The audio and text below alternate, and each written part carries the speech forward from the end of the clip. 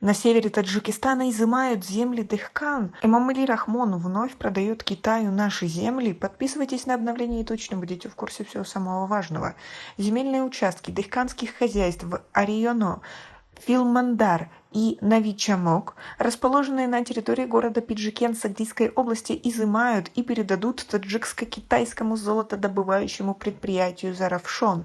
Соответствующее постановление принято правительством Таджикистана 28 апреля этого года, а на днях его опубликовали на портале правовой информации Минюста страны.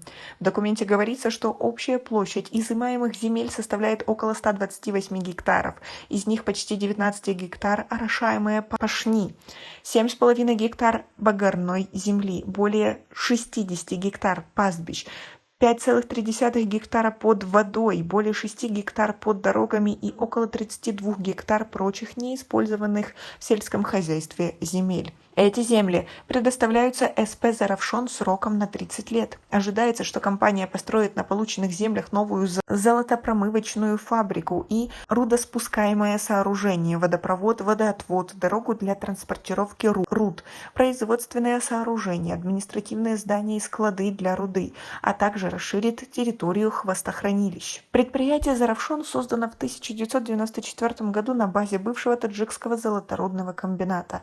Контрольный пакет акций компании первоначально принадлежал британской компании. В конце июля 2007 года контрольный пакет 75% выкупила китайская золотодобывающая компания.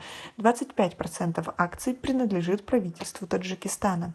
Предприятие разрабатывает крупнейшие золотоносные месторождения Таджикистана – Тарор и Джилав, расположенные в 44 километрах от города Пиджикент.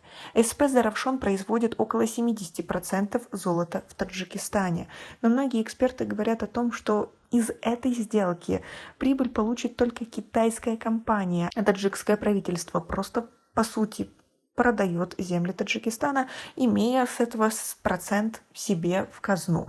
Но он настолько небольшой и коррупция настолько его пожрет, что практически ничего Таджикистан от этого не получит. В выгоде останется только Китай. И это при том, что практически половина всего, что может приносить доход нашей стране, уходит Китаю. Они занимаются разработкой, добычей и тому подобное. По сути, они выкачивают из наших земель все, что только есть там драгоценного, богатого и то, что может приносить деньги.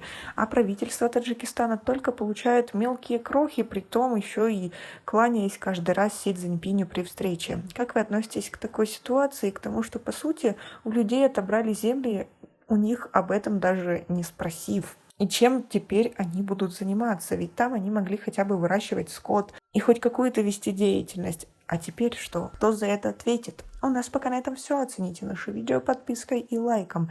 До скорой встречи!